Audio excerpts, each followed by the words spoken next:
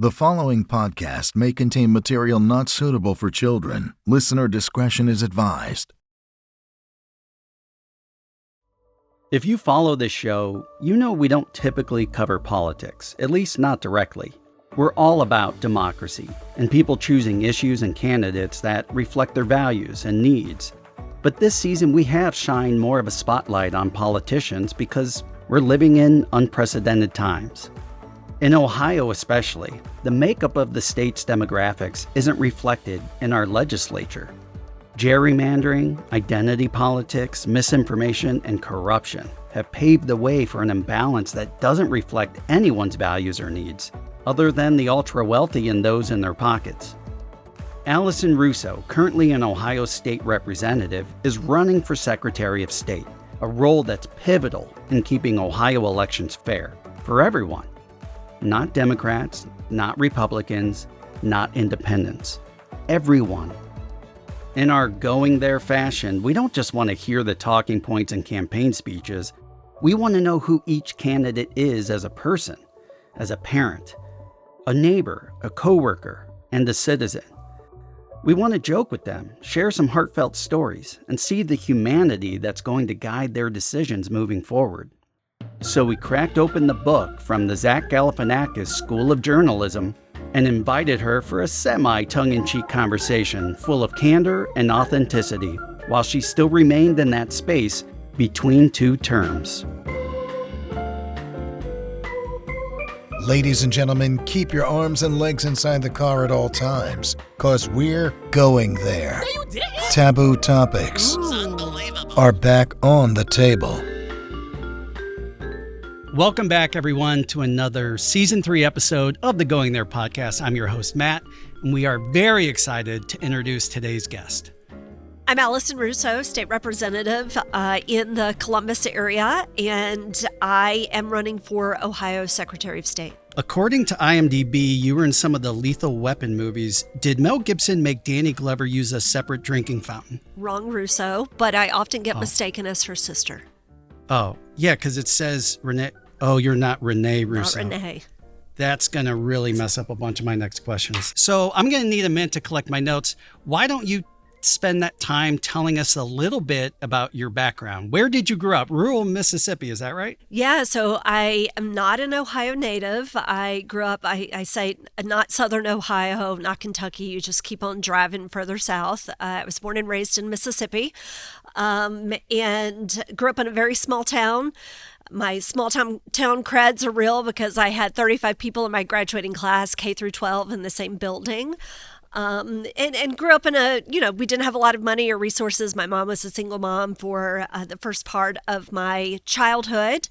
And, she did a lot of odds and end jobs to make ends meet, and got an opportunity to be an apprentice through the Carpenters Union. And so she worked construction for a number of years and was often the only woman on the construction job sites. In the South. In the South, in the 80s, in the heat. So, I'm sure you can imagine she is a very tough broad. And eventually, she worked her way through to earn her college degree, go on to other work. But she felt very strongly for us that our pathway to opportunity would be through education. So I am a proud product of public schools through and through. My children, I have 3 children, products of public school as well. And I worked for 20 plus years. My background is in public health policy, doing the most non-political things ever. I call myself the accidental politician. And through a series of events, ended up running for office for the first time in 2018, won, and started serving in the legislature in 2019. Your background's in public health.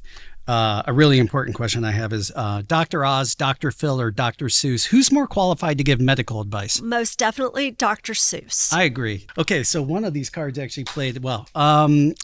RFK, is he not the most brilliant medical advisor that you've ever seen in your life? I would say no. Oh. Yeah.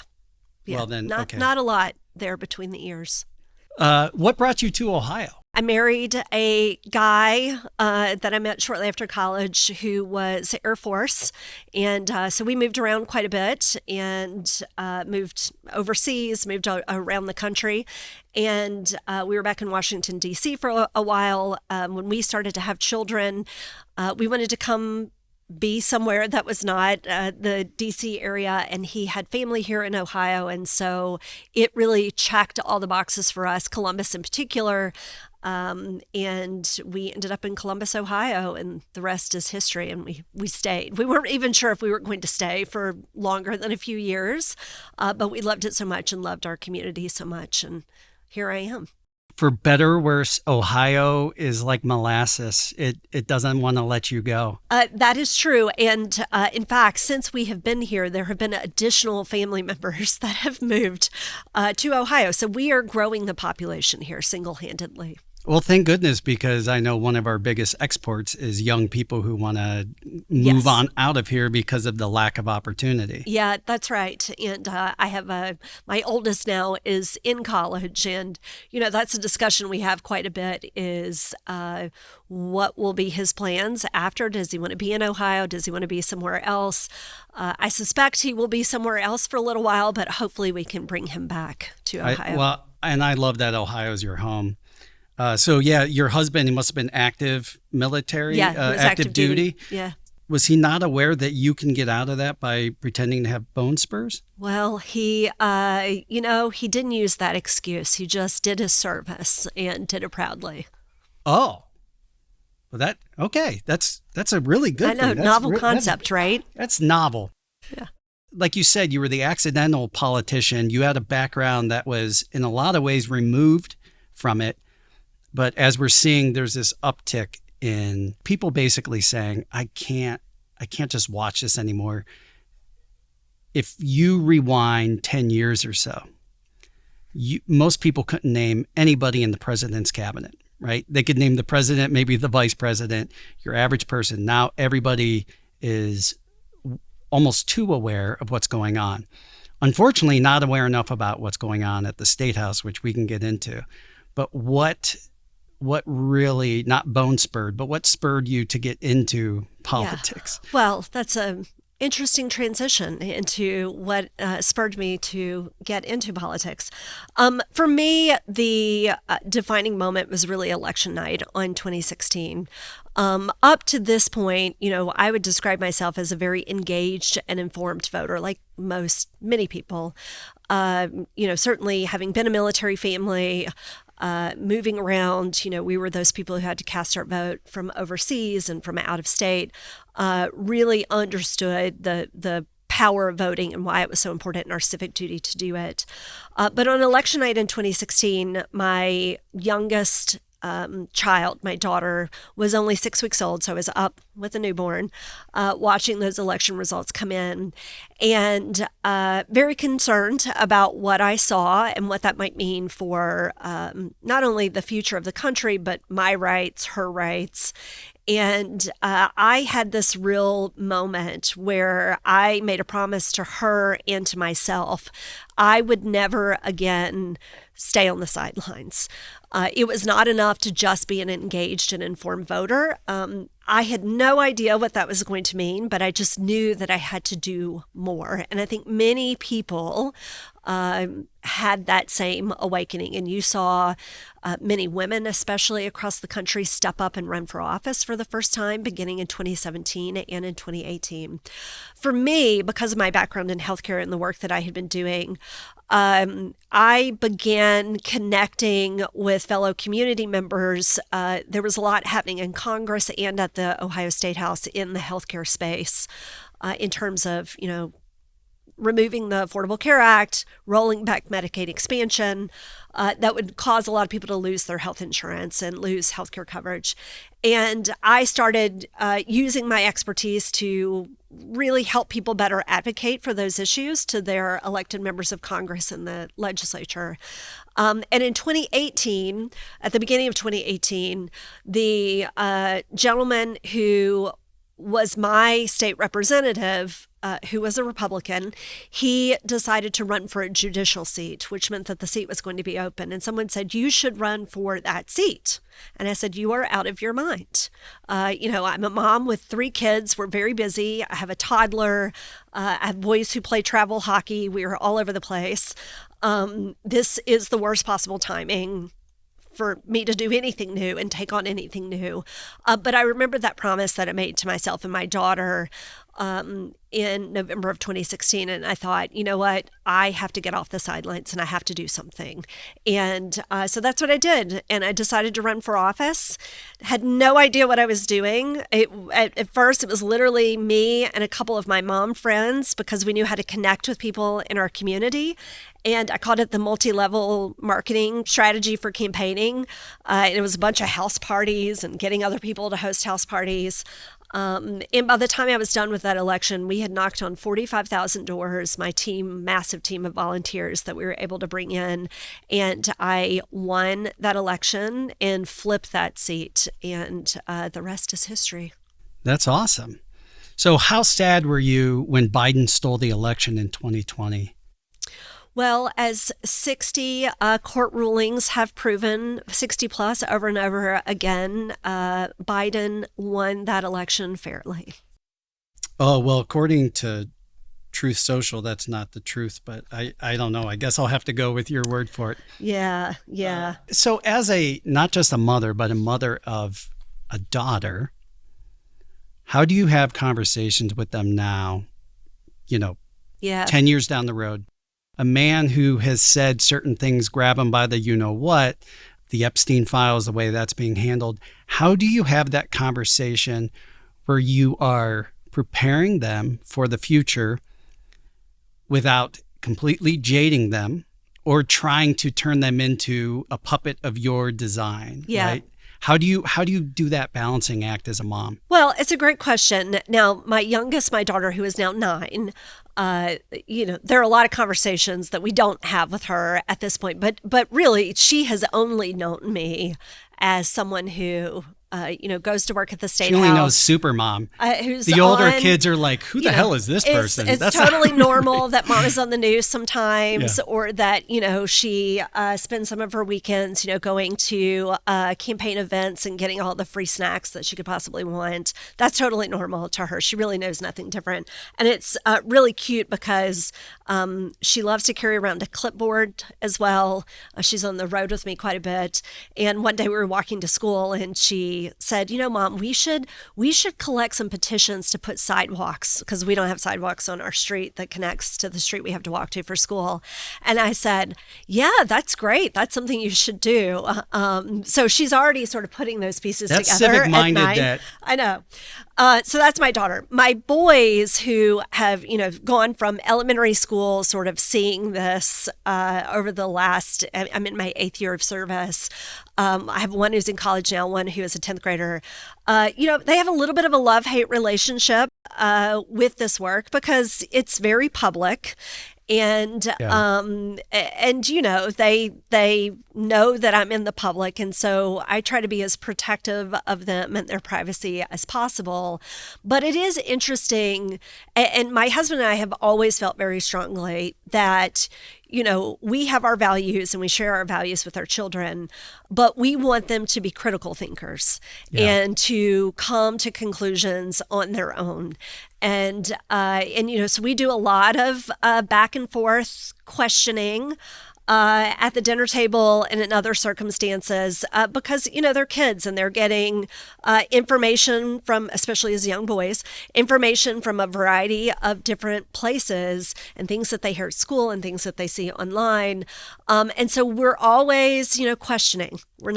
We're just questioning, well, why do you think that way? Where did you hear that? What do you, getting them probing constantly so they, come to the conclusion that they're... It sounds like, I don't want to put words in your mouth. It sounds like you allow for that, to me, necessary curiosity. Yes. And for them to even challenge some of the things that you That's say. right. Well, in fact, one of their favorite things to do when we were all together, my teenage boys, they call it rage baiting. Let's rage bait mom and see how far we can take it.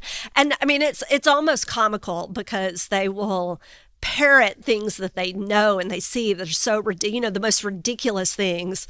And I know that they're doing it, but it creates the sort of debate and forces them to defend a position that they may not necessarily hold. So, and I think that's good. That's good for them. That's healthy debate.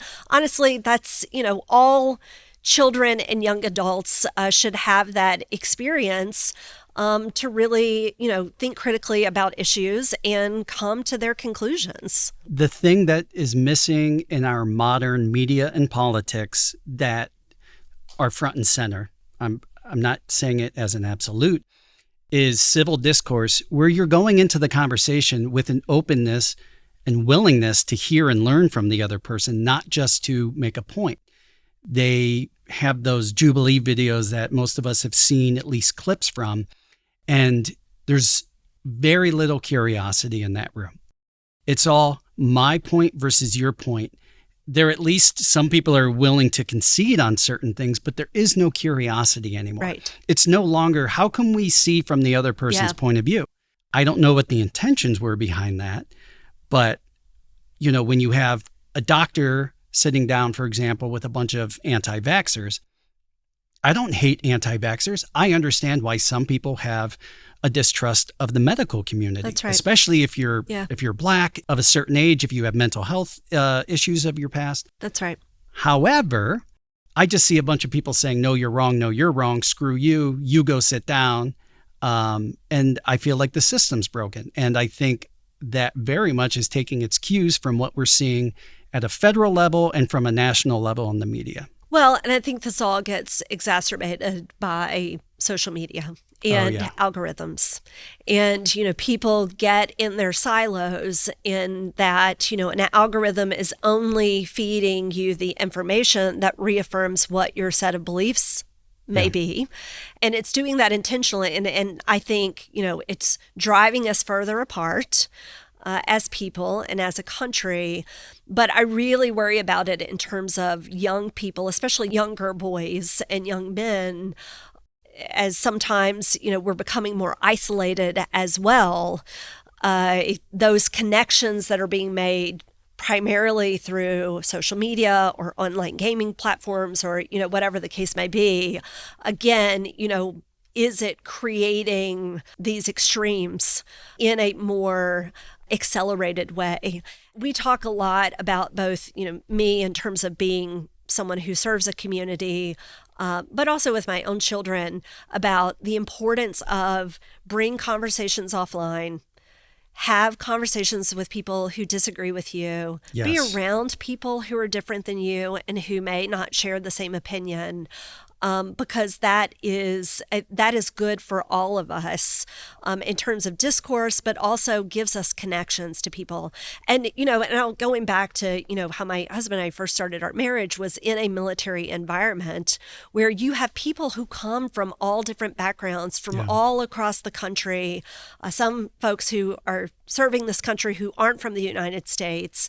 And, if it's an environment where you are forced, it's one of the few places still in America where you are forced to work together with people who do not necessarily share the same background. And I think that has informed both my husband and I and how we, approach the world, but also, those values that we try to instill in our own children. You had mentioned there's a love-hate relationship that your older kids have with you in public service.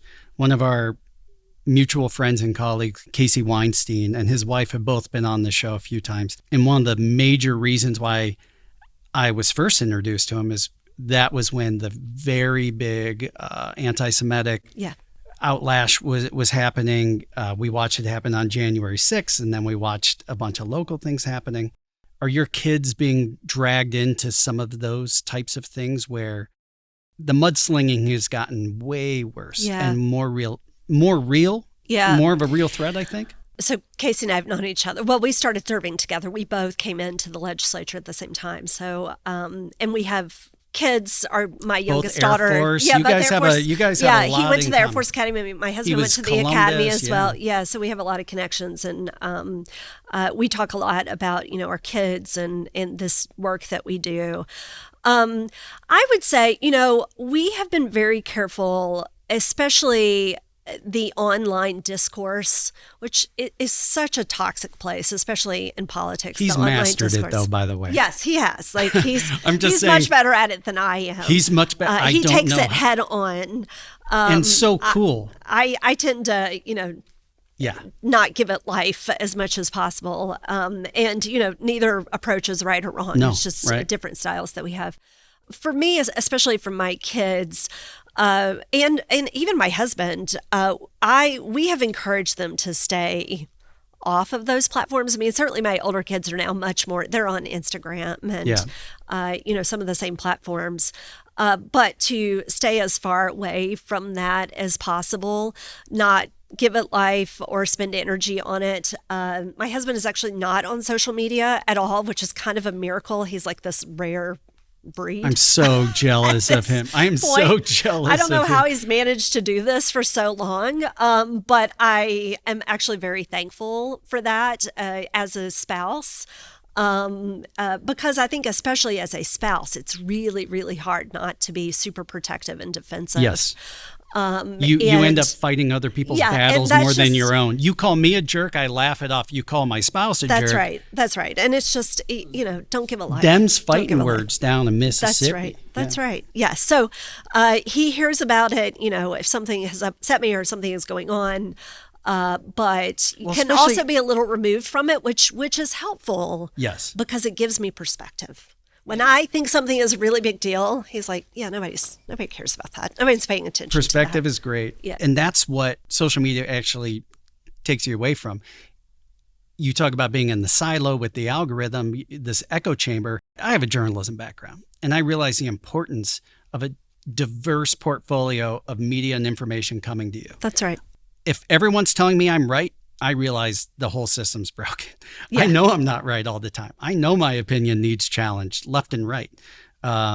So, being in that bubble isn't good for you no matter what. And I love that you said that there needs to be discussion and discourse with people who don't agree with you, because this show was birthed out of the idea that we were told, hey, Thanksgiving's coming up. Mm-hmm. Let's not talk politics. I don't want to hear the word vaccine. I don't want to hear this or that. And my mantra has always been, not talking about that stuff doesn't bring us closer together. It actually pushes us farther apart. Right. Yeah. We can disagree, but like the military, you can have all these people disagree, but they have one common goal. Mm-hmm. And that common goal is what I see dissolving in our modern day. It used to be, we want our children taken care of and educated. We want the people who can't take care of themselves taken care of. We want to take care of the needy, the poor. We want to make sure that the middle class survives. We used to talk about all of the same things. We might get there differently. That list of to-dos, we might put it in a different order. But now, I guess my point is to say, I agree 100%. But there are, sadly, for the first time ever, I think some people are admitting some lost causes. Not entire groups of people, but there are people who are so dug in that until that they reconcile with that themselves, there is no getting through to them. And unfortunately, so many good people have wasted their time, breath, and energy trying to get through to them. But there's still so many people who are fence sitters who know I don't have all the answers. I would love to hear somebody else. It's that curiosity. I think that is so important to look for in somebody else. Are they just arguing with me to make their point, or do they actually want to hear what I'm saying? Yeah. And listen, I think that there are more of those people who are genuinely curious. I agree. And want to hear other perspectives. I do think that there are more of those than, you're right. There are many people who are dug in, and I don't know how we reach them, but I do know that without connections to people in community and this social contract that we have to each other, is we have to hold on to that. That's what makes us Americans. That's what keeps us connected. And we're not going to be able to solve some of these big problems without that. And I acknowledge, many of these people who are very dug in and highly skeptical, especially as it relates to government. There is reason to be distrustful. It has failed many people. in many different ways. Yeah. And, or a healthcare system has failed many people in many different ways. And that distrust is warranted. And it's, first of all, we have to acknowledge those failures and figure out, how are we going to move forward? How are we going to offer solutions to move forward to fix that? But, it starts with having conversations. And, I always tell people the most important leadership skill that anyone can have is listening. Yeah. You got to shut up and just listen to what people are actually trying to tell you. Why did they feel that way? Because if you listen and you ask questions instead of trying to defend your position, and it's hard. I mean, trust me, I work in a state house where I hear some crazy perspectives on things, and it is hard. But when you start asking questions and you just listen, you ultimately will get down to what the root of the concern is. Yeah. And you probably can find some agreement on, yes, this is a problem. Let's just figure out what is the solution that, we can come to that makes sense for both of us.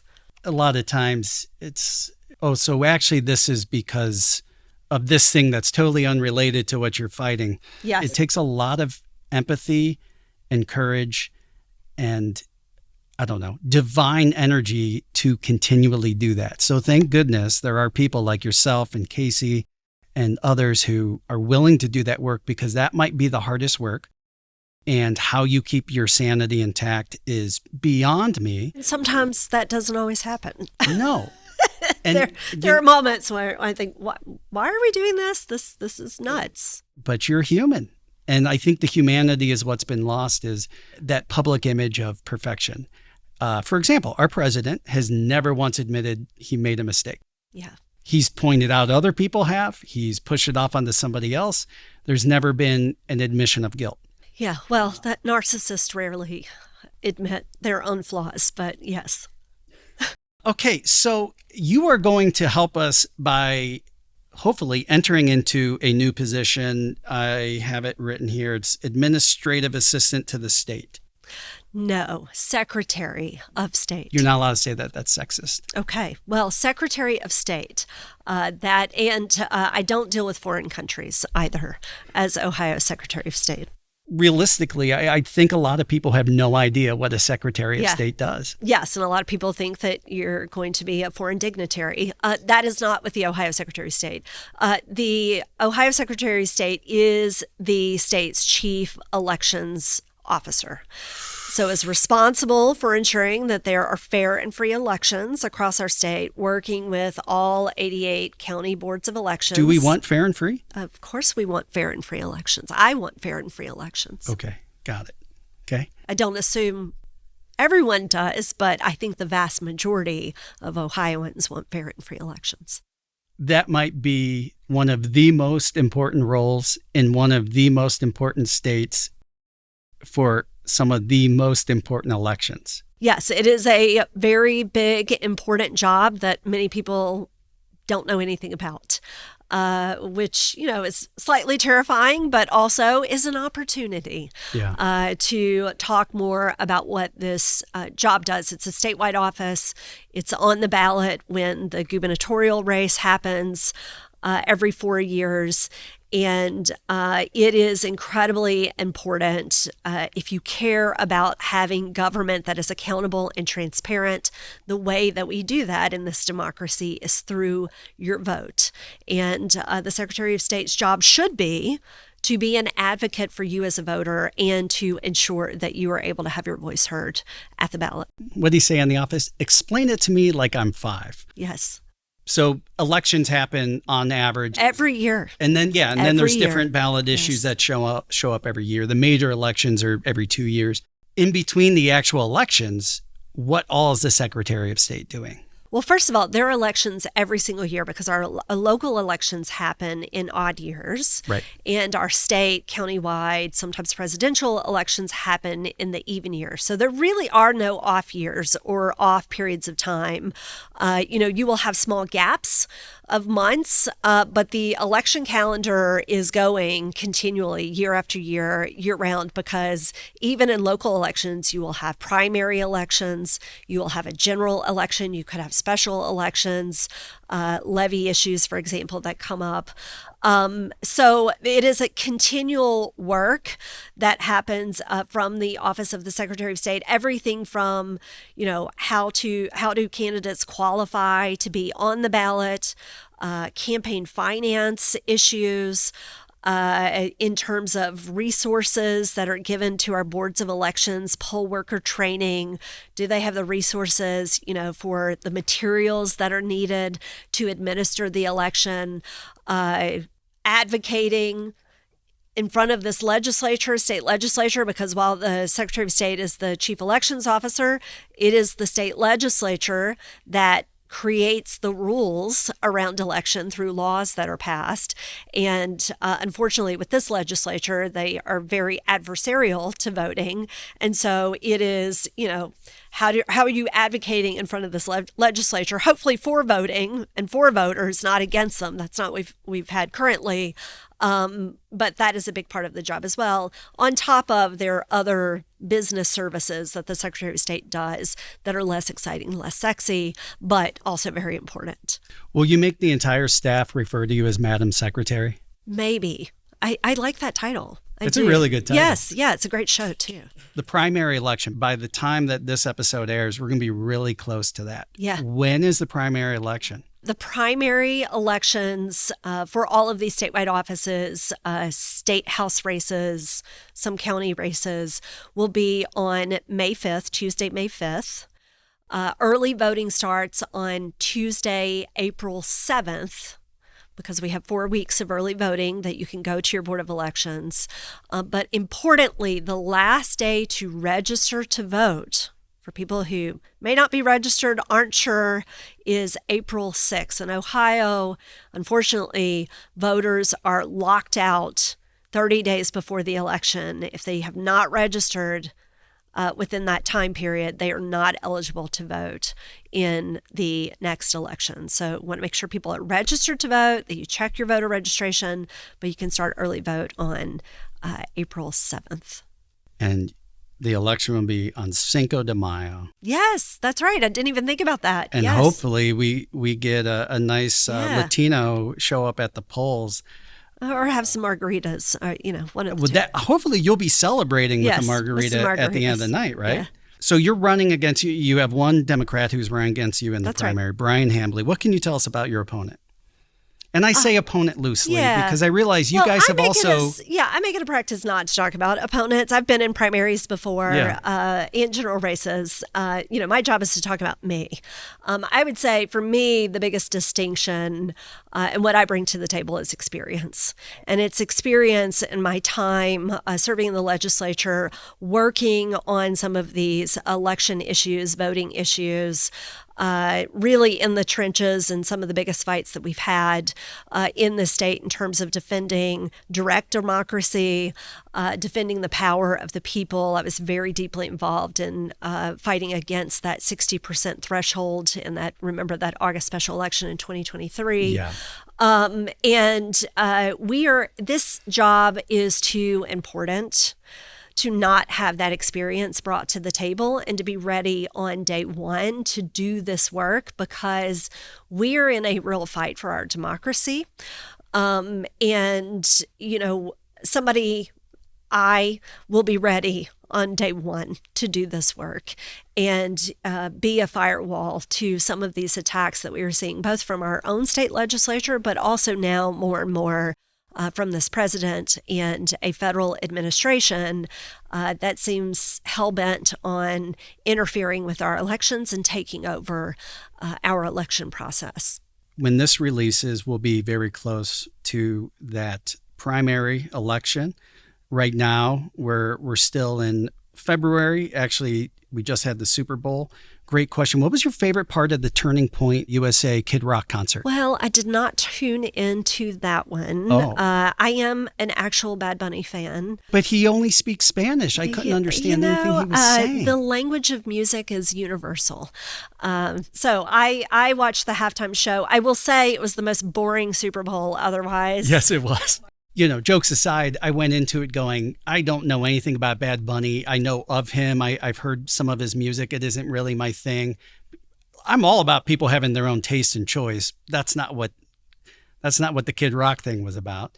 But then I ended up enjoying the hell out of it. I was like, that was spectacular. It was a great show. And like it the was a great visual show. storytelling with the music and everything else. Yeah. You know, and there's Ricky Martin, Yeah, Lady Gaga. I mean, what's not to love? It was actually great. Okay, so then moving forward, let's say you get through the primary, right? All goes well. You have the big election coming up. In Ohio especially, this is the big election. One of the people we've had on the show earlier this season was Dr. Acton. Do you have a relationship? First of all, we have very similar backgrounds in that we're both trained in public health. She went the clinical medicine route. I went the practice route. So a little bit different. Practice route. Yeah, you know, we're both doctors, but she's a real doctor. I'm just the study doctor. Practice in theory. I get it. Practice in theory. When she was the health director, it was during my time in the legislature. I was the ranking member on the health committee and served on a number of committees during both her time as the health director, but also when COVID began.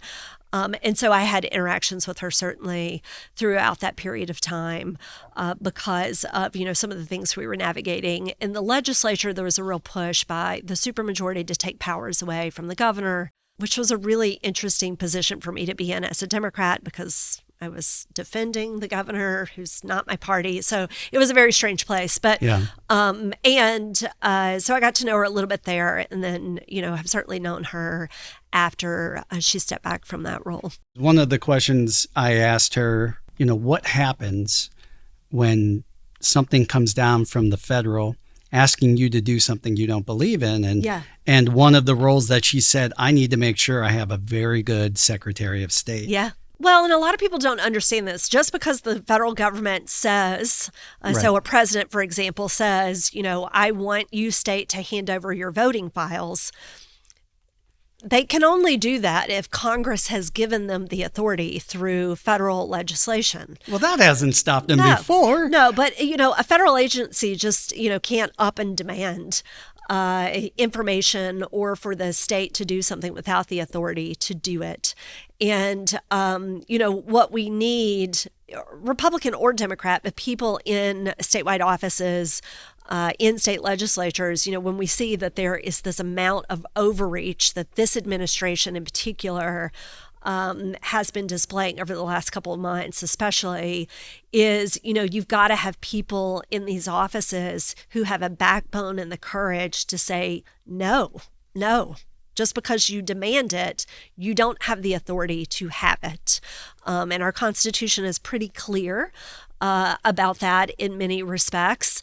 And, you know, so it's why it's so important, especially in the Secretary of State role, in the governor's role, in the Attorney General's role, to have people who are going to be that firewall to overreach, whether it come from the federal government or it even comes from this legislature. And this legislature is well known for overreach as well.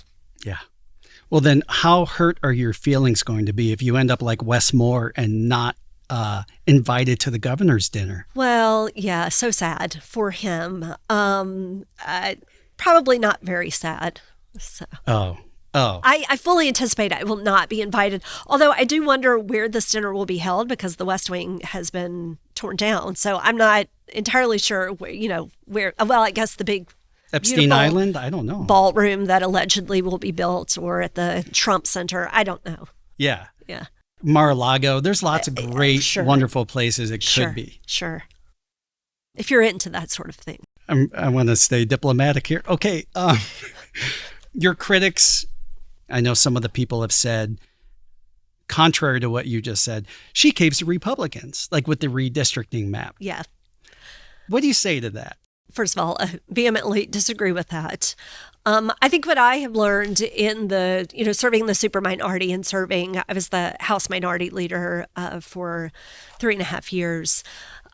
What you learn is, you know, you can fight the principled fight, but then sometimes there are moments where you have to be very strategic about the fight so that you can keep fighting for another day, for another year.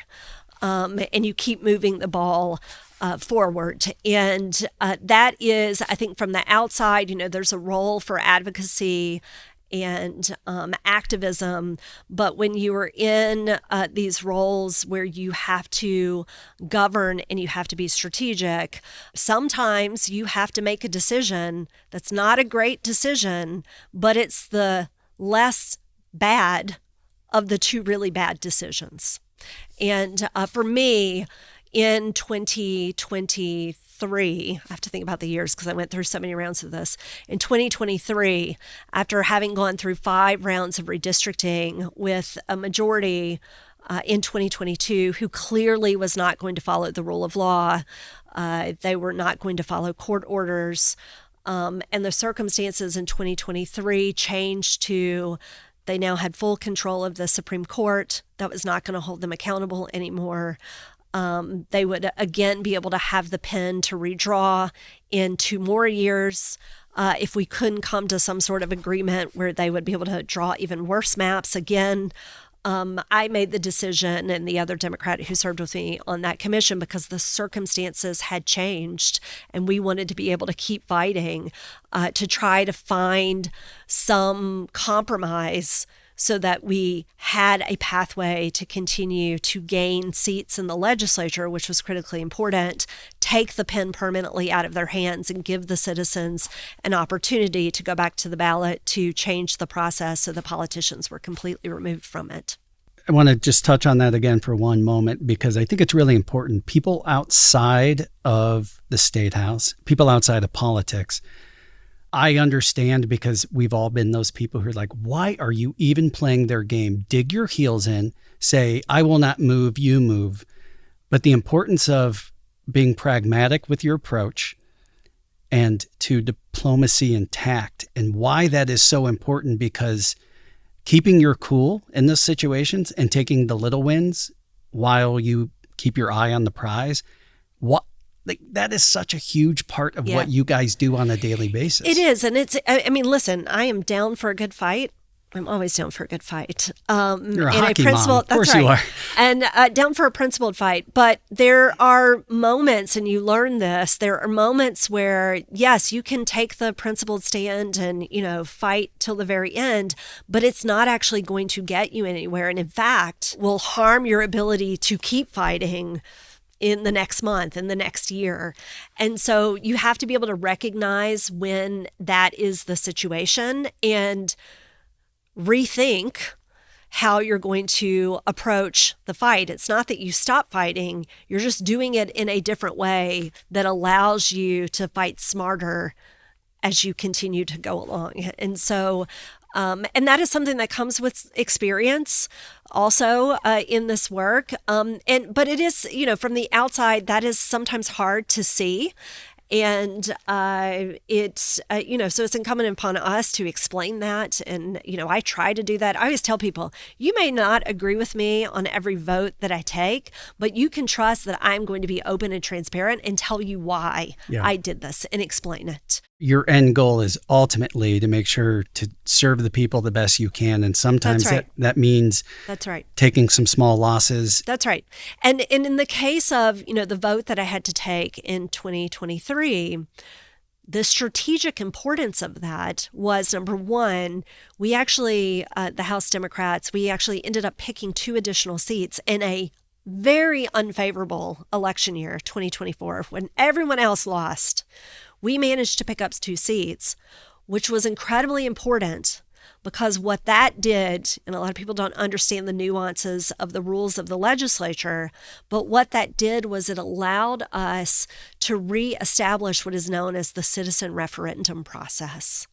So the Republicans now can't get above a certain threshold of votes, which means that if a law passes, like rolling back some of the provisions of the cannabis law that citizens passed through ballot initiative in 2023. When the legislature oversteps and the public gets really mad, then the public still has the right to referendum that legislation. So that's what's happening with cannabis right now. They're collecting signatures to then put it before voters and say, do you agree with this law or not? Yes or no, and vote it down. If we had not gained those 2 seats in 2024 because of the vote that I had to take, that option would not be available to us. And that's an important win. Yeah. That's an important piece of power to reestablish. Again, when we are dealing with operators who we know are not going to follow the rule of law, not going to follow the Constitution, and they have a Supreme Court at the moment that will essentially rubber stamp anything that comes out of this legislature. From a human standpoint, emotionally and mentally, because I know there's no hate, right? You don't hate these people who you have to fight against in Columbus, right? But when you see somebody vote against something that is so simple and so decent. Should be, yeah. How do you go back the next day and still see them as a colleague and still see them as somebody who you can collaborate with? Yeah, that has been tough. I mean, there have been a number of votes over the years where I just cannot understand, just from a human level, why some of my colleagues vote the way that they do, especially those that are self-professed Christians and religious people, because I grew up in the Christian faith as well. And, I know what my Jesus and my Bible have taught me about how we care and love our neighbors, and we care for the least among us.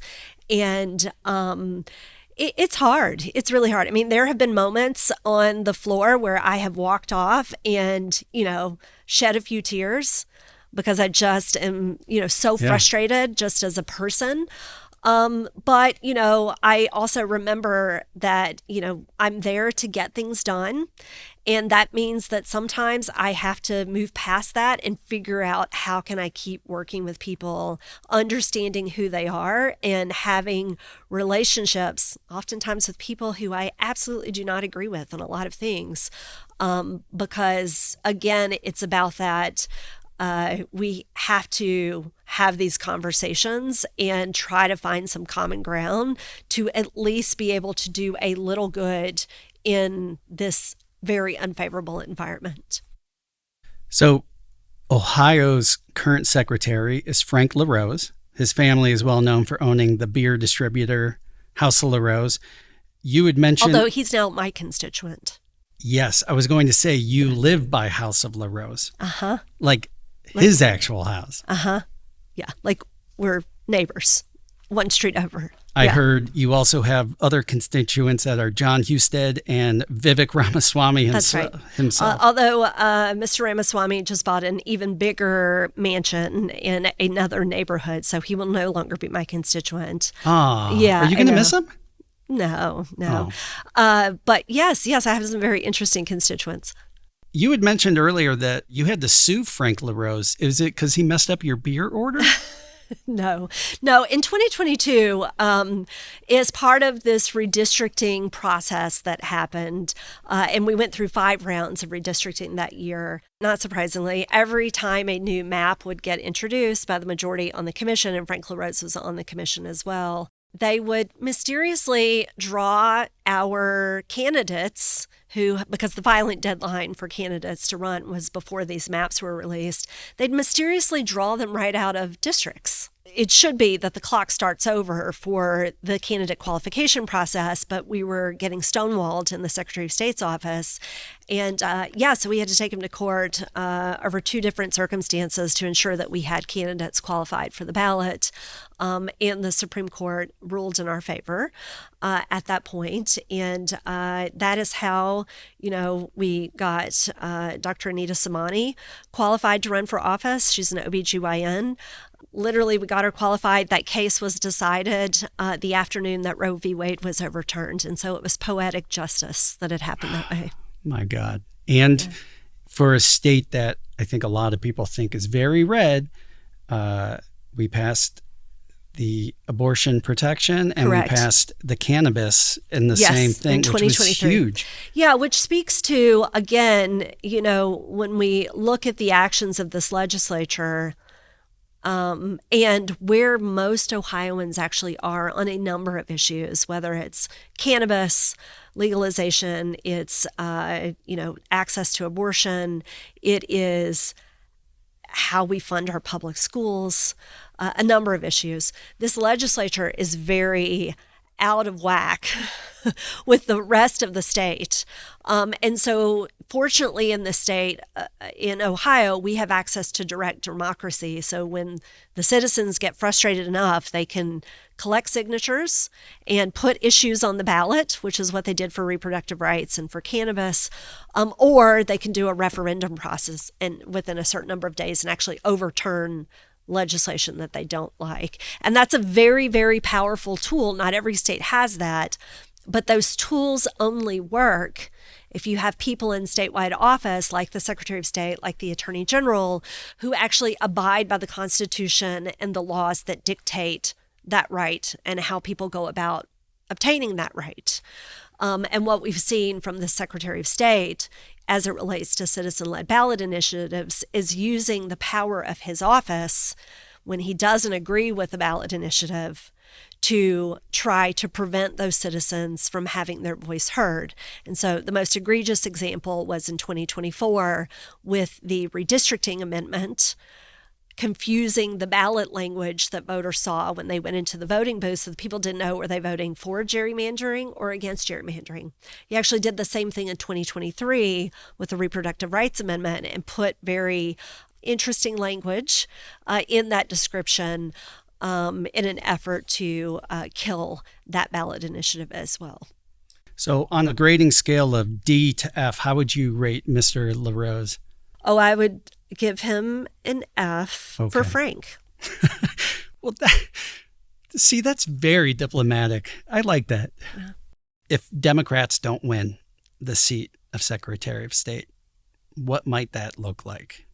Well, I think what we will continue to see is using the Secretary of State office to both make it less convenient to access your voting rights, more voter registration cancellations, which is something we've seen an enormous increase of under the Secretary of State. And in terms of this access to direct democracy, continued attacks on that right that citizens have, so that, again, there will not be this check on power that we should have as citizens, both through our vote, but also through direct democracy when our elected representatives don't respond to what it is that we want them to do. Let's pretend for a moment that, let's say, Dr. Acton wins the governor's seat. Let's say you were to become Secretary of State, but the Democrats in the General Assembly are still a super minority.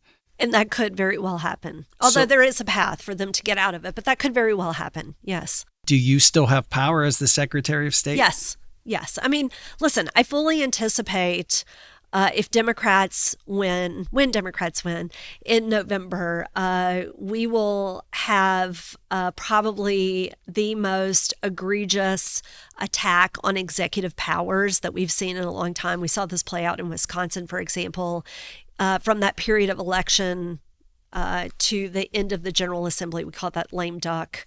We probably will see a number of ways that this majority will try to roll back powers of both the governor and some of these other constitutional statewide offices.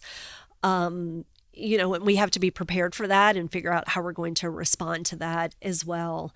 But yes, I mean, there is still power that both the governor has as well as the Secretary of State to keep moving the ball forward and to be the firewall, the guardrails to this legislature. We've talked a little bit about how some of the federal decisions impact people across the country, even at the state level. There's some obvious things that might happen, and one of them being ICE. Right now, there was the threat of ICE being sent to Springfield. It didn't end up happening. Springfield already had issues because of the election and using them as a scapegoat about their eating pets, and it destroyed that town in a lot of ways. Even before the election, what happens if ICE comes into Ohio and starts doing some very unconstitutional things to your constituents? Yeah. That is something I think we all have to be prepared for. And, especially as it relates to voting. And we've seen people like Steve Bannon already say, I should come in and be present at polling locations. I mean, this is a form of voter intimidation, is what it is, pure and simple. It's voter intimidation. And I think that, we have to be prepared, number one, to speak out, to push back. My colleagues in the House and I have introduced a number of bills that, may not move forward in the supermajority legislature, but we think that it is important to reassert our power as states because, again, the Constitution, the U.S. Constitution, is very clear about state power versus federal power. And federal power, some federal powers only exist when Congress gives the federal government the authority to do things. And, so pushing back on a number of things, reestablishing some of those civil rights, that should be obvious, but we should make sure that they're clear in law. The humanity of how we treat people who are detained, making sure that they have basic access to food and shelter.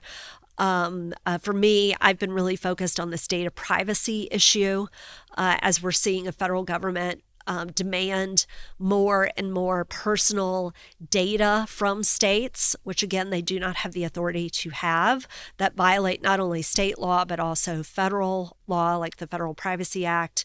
And so it is moving this conversation to say this is federal overreach. And everyone should be concerned about federal overreach, no matter what your party affiliation is. And we need to reassert our power as states. And we have a vested interest in ensuring that we're protecting our citizens. Possibly the most important issue, which is top of mind right now in a lot of people, is trying to nationalize the vote. I don't want to belabor that and spend too much time on it. But seeing that the Secretary of State oversees that, a lot of people probably don't really understand what that means. Yeah. Can you explain that to me like I'm 5? Yeah, sure. I'll try. Although you may have to be 8 or 9 to understand. I'll be 8. Okay. I'll be 8. I have a 9-year-old, so I can explain it that way. What we've seen the Trump say now multiple times is he wants to nationalize the elections, which essentially means he wants the federal government to take over the election process. That is deeply concerning because, number one, the Constitution, the U.S. Constitution, is very clear that the administration of our elections is a state duty. Congress can certainly pass federal legislation that, creates standards for how we have to operate with voter registration, et cetera. But it is a state duty. And in the state of Ohio, we do this at the county level. It's actually our county boards of elections that, they're the ones who recruit the poll workers, all of those things. And so that's deeply concerning because it creates a scenario. And part of the reason why our founding fathers established it this way to decentralize the election process was because they feared election interference and a king or a dictator, essentially taking over the election process and not letting individual citizens have their voice heard. What we've also seen is some agencies of the Trump administration, so the Department of Justice, Department of Homeland Security, demand access to voter file data, unredacted voter file data, which includes sensitive information like Social Security numbers, driver's license numbers, because what they want to do is collect it at the federal level and they be the ones that determine who gets kicked off the rolls or not. And so they have absolutely no authority to have this data. Congress has not given them the authority to have this data. So there have been a number of secretaries of states in several states that have said, no, We are not handing this over to you. We've seen in the state of Minnesota, the Department of Homeland Security say, we're not going to leave the state of Minnesota unless you hand over these voter files. And they've said no.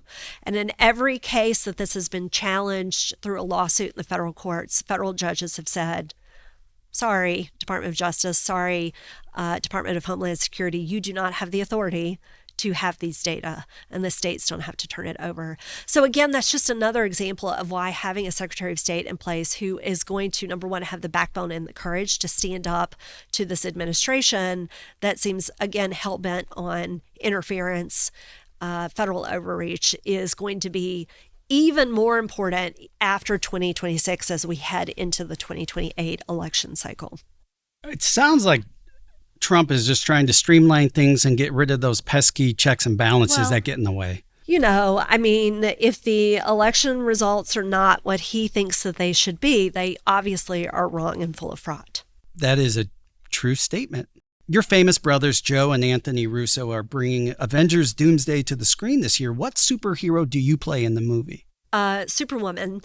Is she an Avenger? I shouldn't know this. She's not, but yeah, who? But if you're a Russo, I think you can do whatever you want. Yeah, they used to accidentally get tagged on formerly Twitter, now X, for my stuff, and vice versa, which was always really comical to me. And a couple of times they actually responded to it, but we are not related, although I will claim them if they will share some of the royalties That's right. and profits from their work. Oh my God, yeah. Yeah. Am I really cool that I don't? What is a female Avenger? I get them all confused. My boys are going to be like so...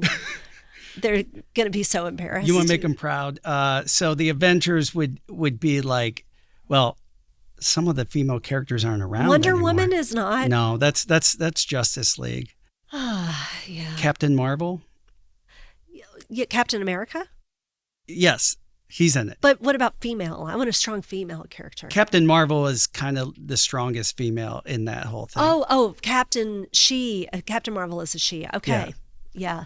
Again, my boys will be super embarrassed by this. Look, it's bad enough you got involved in public service, but this we cannot forgive. This is egregious. Is you rage baiting them. That's fine. This is egregious.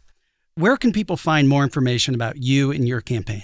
Certainly you can visit my website at Allison, ALLISON, the only correct way to spell it, Russo, RUSSO.com. I also am on all the social media channels, Russo, my last name, 4 Ohio. And, can follow me on all of those platforms.